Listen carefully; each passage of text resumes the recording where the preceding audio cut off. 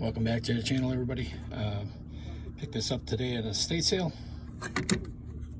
It's a little SK quarter-inch drive set.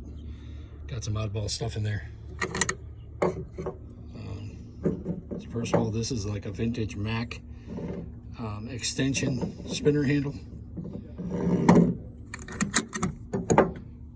There's a Blackhawk quarter-inch drive ratchet. And then everything else you see is SAE, SK, kind of vintage. The sockets that have the knurled ring on them. Also with the breaker bar, there's the T handle. So we picked this up today for $30. If you think I got a deal, let me know. Till the next time, have a great day.